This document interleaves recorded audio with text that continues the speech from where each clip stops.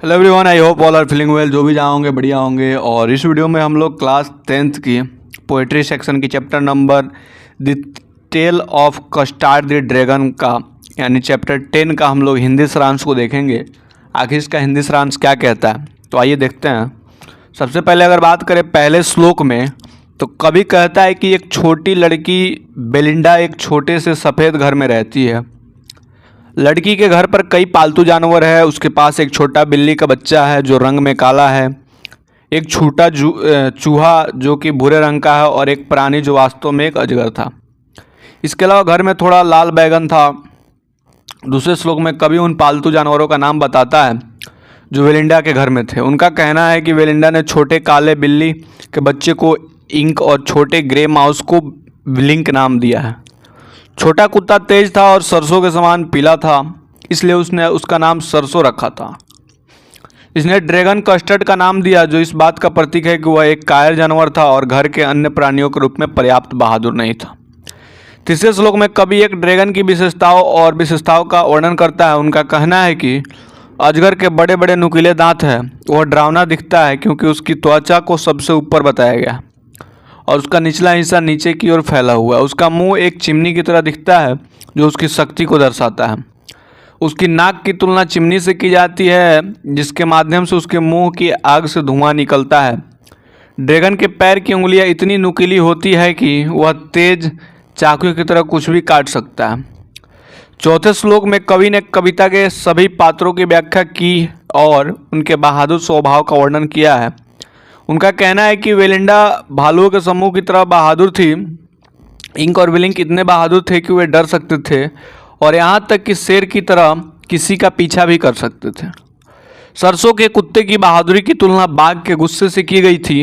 हालांकि कस्टर्ड को उनकी शारीरिक प्रकृति के विपरीत बताया गया है। एक अजगर के रूप में बहादुर होने के बजाय उसे भयभीत के रूप में वर्णित किया गया है, जो हमेशा एक अच्छा सुरक्षित पिंजरे के लिए रोता है। इस श्लोक में कवि ने वर्णन किया है कि वेलिंडा और अन्य पालतू जानवर अजगर के साथ कैसा व्यवहार करते हैं। उनका कहना है कि वेलिंडा कठोर तरीके से अजगर को गुदगुदी करती है। इंक, ब्लिंक और मस्टर्ड ने उसे परसिवल नाम दिया है। वह उसे परसिवल कहकर उसका मजाक उड़ाते हैं क्योंकि परसिवल एक राजा था जिसे बहादुर माना जाता था, लेकिन वह लड़ाई में भाग गया था। वे सभी ड्रैगन पर हंसते हुए छोटे से बग्घी में बैठे और उसे महसूस करवाया कि वह एक कायर है। छठे छंद में कवि कहता है कि बेलिंडा इतनी जोर से हंसती है कि ऐसा लगता है उसकी हंसी के कारण पूरा घर हिल गया। माउस ने भी मलबे की आवाज़ करके अजगर को हंसाया।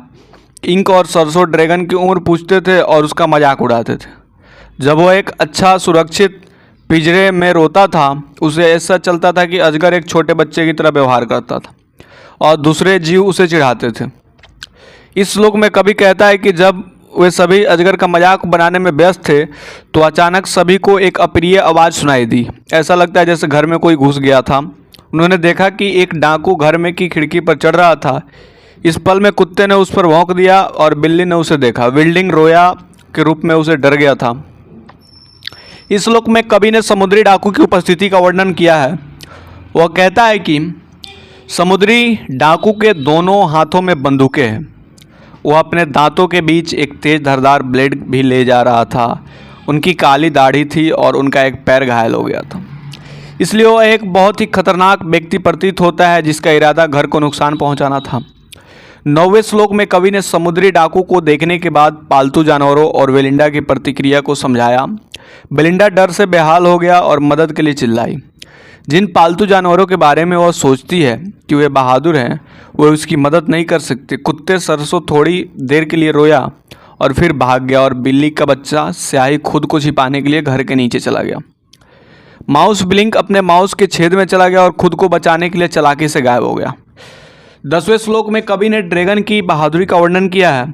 उनका कहना है कि जब अन्य सभी पालतू जानवर खुद को बचाने के लिए उड़ गए तो अजगर तस्वीर में आ गया।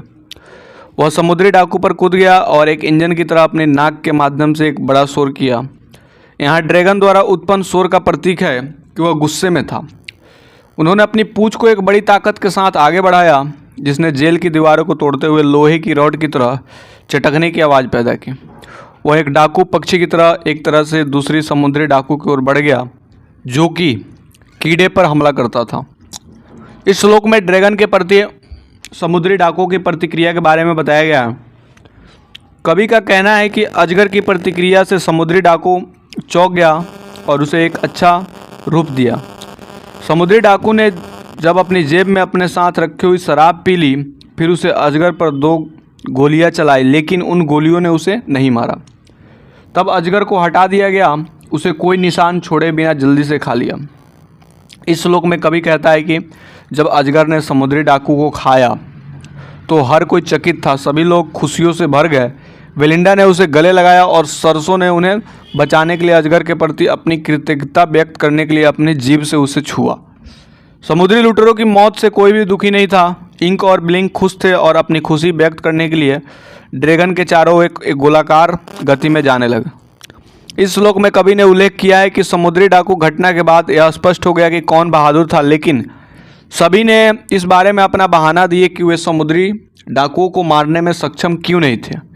सरसों ने कुत्ते से कहा कि वो एक अजगर के रूप में 2 बार बोल्ड होगा। अगर वह नर्वस और भ्रमित नहीं था, इंक और ब्लिंक खुद को एक अजगर के रूप में, बहादुर के रूप में 3 बार सोचते हैं। उन्हें विश्वास नहीं हो रहा था कि अजगर ने इतना बड़ा काम किया और अपनी जान बचाई। विनम्र अजगर ने चुपचाप उनकी बात सुनी और इस बात से सहमत हो गया कि हर कोई उससे ज़्यादा बहादुर था। अंतिम 2 छंदों में कवि ने वहीं पंक्तियों को दोहराया है जो उन्होंने कविता को पेश करने के लिए कहा इस्तेमाल किया था। घटना से यह स्पष्ट था कि अजगर एक बहादुर जानवर था, लेकिन घर में कोई भी इस बात को मानने के लिए तैयार नहीं था। हर कोई खुद को साहसी समझता था। कवि कहता है कि जीवन फिर से उसी तरह से शुरू हुआ है जहां बेलिंडा अपने पालतू जानवरों के साथ रहती है। ड्रैगन को छोड़कर सभी को बहादुर माना जाता था, जिसे अभी भी कायर जानवर माना जाता था। क्लास 10th की चैप्टर नंबर 10 की पोएट्री सेक्शन की हिंदी समरी आपको कैसी लगी कमेंट करके बताएंगे। जल्दी मिलते हैं नेक्स्ट वीडियो में, तब तक के लिए बाय बाय।